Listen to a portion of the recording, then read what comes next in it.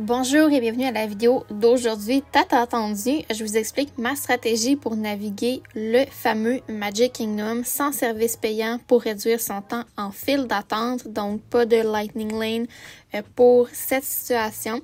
Mais avant de débuter, je me présente Marie-Christine, passionnée par thématiques du Walt Disney World Resort en Floride.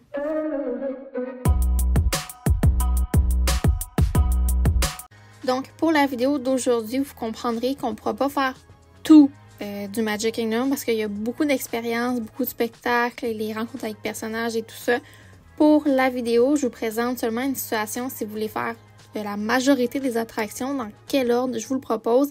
Et ça inclut le Early Entry puisque cette situation est pour les personnes qui sont dans un hôtel Disney. Et le Early Entry, eh bien, on a accès au Magic Kingdom 30 minutes avant tout le monde.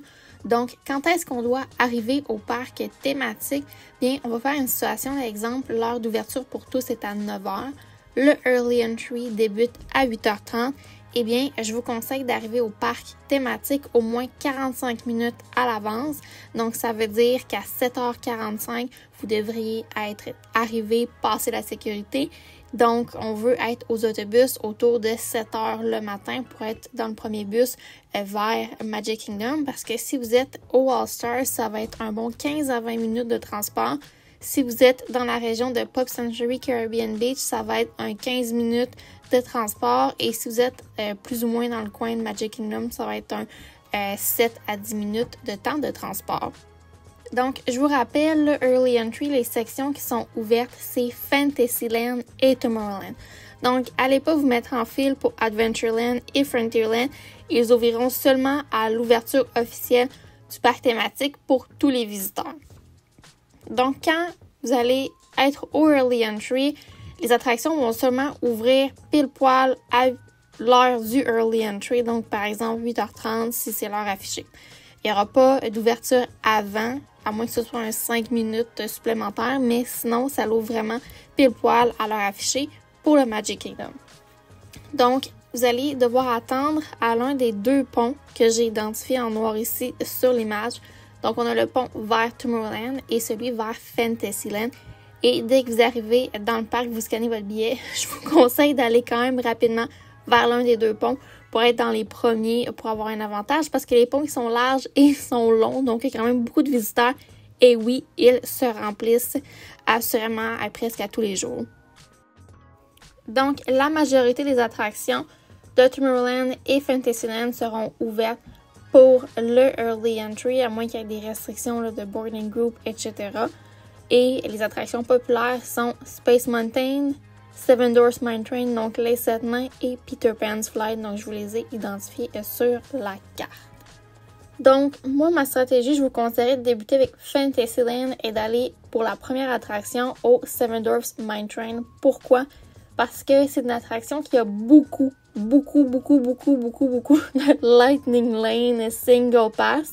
Donc, en moyenne, une personne normale fait l'attraction et il y a 10 Lightning Lane pour cette personne-là qui passe. Donc, la capacité est beaucoup plus favorable pour les Lightning Lane. Donc, si vous n'en avez pas un, le Early Entry, c'est presque la seule période de la journée. Vous allez pouvoir faire l'attraction avec une attente raisonnable et ça va avancer. Si vous faites la file régulière en journée, il y a des fortes chances que la file a l'air très courte, mais elle n'avancera pas. Elle sera réellement vraiment de 60 minutes, même si elle a l'air d'une file d'attente de 20 minutes. Donc, un petit truc pour vous. Donc, je vous conseille directement Seven Dwarfs Mine Train. Si vous êtes dans le début du pont pour le Early Entry vers Fantasyland, vous allez attendre 5 à 10 minutes d'attente. Ça se peut qu'il y ait un petit délai d'ouverture pour cette attraction-là. Normalement, elle ouvre assurément presque toutes les fois là, pour le Early Entry, mais ça se peut qu'il y ait un petit délai. Dans ce temps-là, les gens vont faire la file à l'extérieur de l'attraction. Donc, vous pouvez rester en file et quand elle sera ouverte, vous allez pouvoir faire l'attraction avec un temps d'attente réduit. Ensuite, je vous conseille d'aller à Peter Pan's Flight. Vous allez attendre environ 30 minutes, mais si vous voulez assurément faire cette attraction-là, c'est le meilleur moment pour y aller. Sinon, c'est en fin de journée, là, vers la fermeture du parc. Et ensuite, j'irai à Winnie the Pooh. Une attraction qu'on devrait avoir un 15 à 20 minutes d'attente généralement. Et ensuite, moi, je veux inclure le plus d'attractions. Donc, j'ai inclus Dumbo et Barnstormer. Mais vous pourriez skipper ces attractions-là. C'est pour les plus petits, mais c'est quand même très amusant pareil. Ensuite, j'irai à Under the Sea qui va avoir un 10 à 15 minutes d'attente. Et je finirai avec le It's a Small World. J'ai inclus le Filler Magic, mais vous pourriez vous le garder là, plus vers l'après-midi en chaleur. Filler Magic qui est situé là, près du château. Ensuite, j'irai pas à Tomorrowland parce que le meilleur moment pour y aller, selon moi, c'est après l'heure du souper. Les temps d'attente deviennent quand même très raisonnables pour cette section-là. Donc, j'irai plus vers Frontierland. Je commencerai avec Haunted Mansion. On devrait avoir un temps d'attente de 20 à 25 minutes.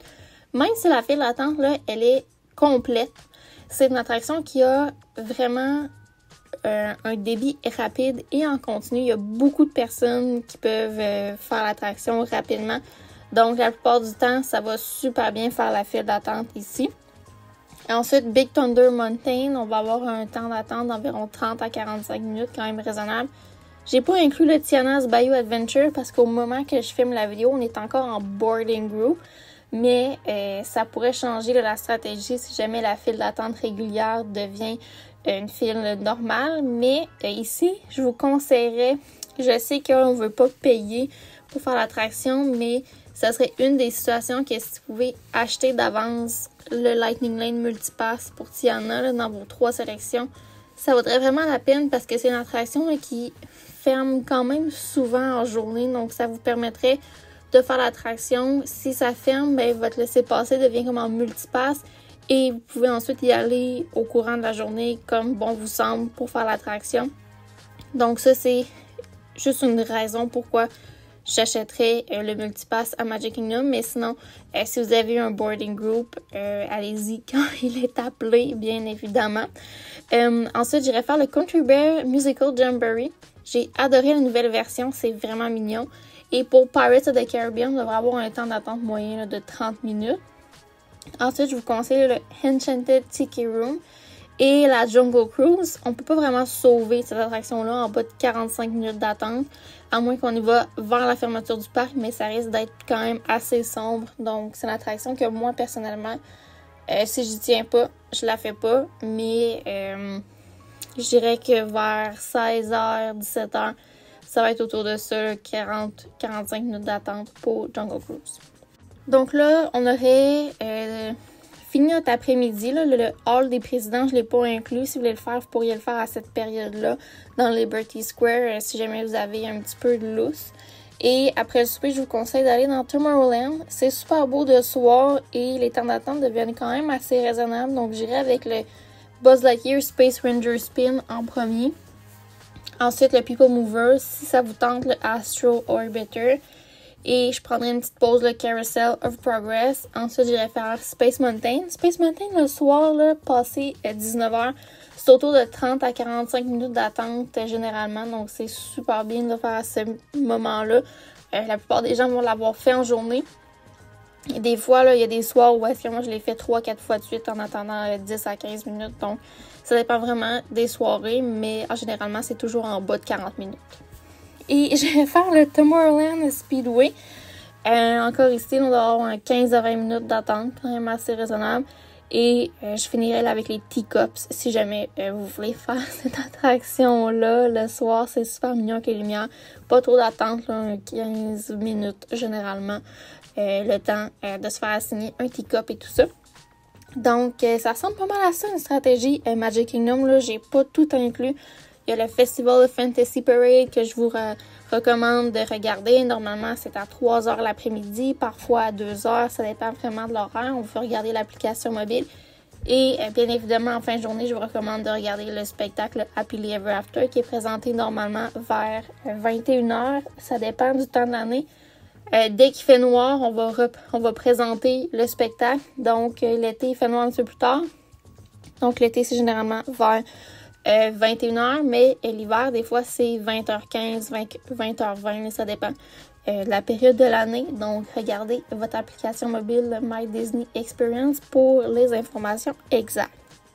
Donc, j'espère que cette vidéo vous a été utile. Je sais qu'il y a beaucoup d'informations ici et ce que je vais faire, c'est je vais vous mettre en version PDF une fiche explicative avec le lien dans la description ou en commentaire. Là, il y a un lien vers ma page web. Je vous mets souvent des documents ici, donc je vais vous inclure les informations que je vous ai partagées dans cette vidéo. Donc, je vous remercie et n'hésitez vraiment pas à laisser une mention j'aime ou à partager mon contenu. Ça m'aide grandement et je vous souhaite une excellente fin de journée et on se dit pour une prochaine fois. Bye!